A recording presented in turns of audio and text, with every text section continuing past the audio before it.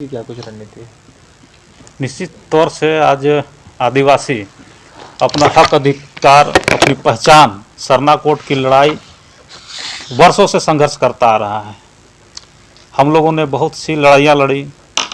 आप लोगों ने देखा होगा कि रेल रोड चक्का जाम किए, झारखंड बंद किए, दिल्ली में बार बार धरना प्रदर्शन हुआ, झारखंड के राजभवन के भी पास में बार बार हम लोगों ने धरना प्रदर्शन किया और विभिन्न सरना संगठन के लोगों ने भी भरपूर इस लड़ाई में मदद किया और आवाज़ उठाते रहे।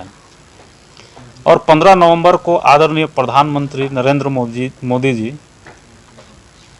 बिरसा के जन्मस्थली उलिहातू आए थे। उस समय 15 करोड़ भारत के आदिवासी उम्मीद लगाए बैठे थे कि प्रधानमंत्री सरना कोट के बारे में कुछ बोलेंगे, कुछ घोषणाएं करेंगे, लेकिन ऐसी कोई बात नहीं है। सरना कोट के बारे में कुछ बात नहीं किए, जिसे 15 करोड़ आदिवासी ठगा हुआ महसूस किए और एक जो है फिर से वो बाध्य हो गया कि फिर से हम लोग जो है जिस तरह से आंदोलन करते रहे उस तरह से हम लोग सरना कोट के लिए आंदोलन करेंगे, क्योंकि आदिवासी हमेशा से सरना कोट का लड़ाई लड़ते आया है और अपना हक अधिकार को लड़ के लिया है।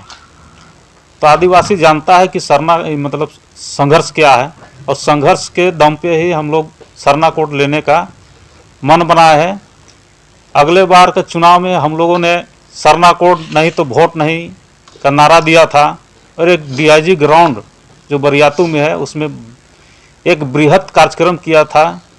एक वहाँ रैली हुई थी जिसका प्रभाव पूरे झारखंड में पड़ा और जो बीजेपी की सरकार थी, रघुवर दास की सरकार, उसको झारखंड से उखाड़ फेंकने का काम किया था आदिवासी लोग। तो इस बार भी हम लोगों ने सोचा है कि जो सरना कोट का बात करेगा वही झारखंड में राज करेगा। जो हमारी बात को नहीं सुनेगा उसको हम लोग इस झारखंड से उखाड़ फेंकने का फिर से काम करेंगे।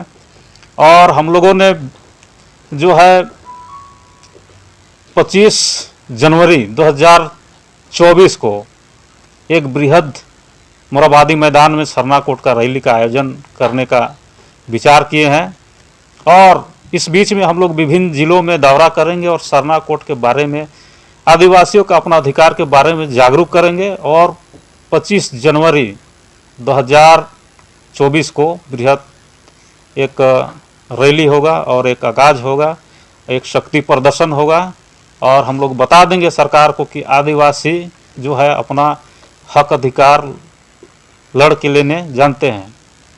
चूँकि यहाँ 15 करोड़ भारत में आदिवासी है, चूँकि जैन समुदाय का संख्या 45 लाख के लगभग है और चूँकि हम लोग का 50 लाख सरना कोट 2011 की जनगणना में हम लोग दर्ज करा चुके हैं। तो इस बार भी हम लोग चाहते हैं कि हम लोग को सरना कोट मिले। धन्यवाद। सरना कोट पे सभी राजनीतिक दल राजनीतिक रोटी सेक रहे हैं। उन्होंने बिना राज्यपाल के सहमति से केंद्र को भेजने का काम किया और देखे होंगे कि राज्य स्तरीय वो लोग लड्डू मिठाई बांटे, खूब ढोल मांदर बजा। ऐसा लग रहा था कि सही में आदिवासी को उनका हक सरना कोट मिल गया है। ये आदिवासी समाज को ठगने का काम था। उनके जो भोले भाले आदिवासी हैं उनको ये पता नहीं है कि सरना कोट मिलता कैसे है। ये दिल्ली में तय होता है, संसद लोग बहस करते हैं और वहाँ सांसद से पास होता है, कानून बनता है, तब जाके सरना कोट लागू होता है। और यहाँ खूब लड्डू मिठाई, जो राज्य सरकार का जो पैसा है उसको खूब बर्बादी हुआ और आज हम लोग फिर से आंदोलन करने के लिए बाध्य हैं। और माननीय प्रधानमंत्री आए थे 15 नवंबर को उलिहातू। उस समय प्रधानमंत्री के साथ हमारे माननीय मुख्यमंत्री हेमंत सोरेन भी थे। सरना कोट के बारे में उन्होंने उसको विचार तक नहीं किया या उसको कहा भी नहीं। हाँ, अर्जुन मुंडा भी थे। तो किसी ने सरना कोट के बारे में जो बोला नहीं कि सर आदिवासी यहाँ आदिवासी बाहुल क्षेत्र है और यहाँ आदिवासी लोग को सरना कोट देने से इनका हक अधिकार बचेगा, तो ये घोषणा कर दिया जाए, इतना भी कहना उन लोग को उचित नहीं समझे।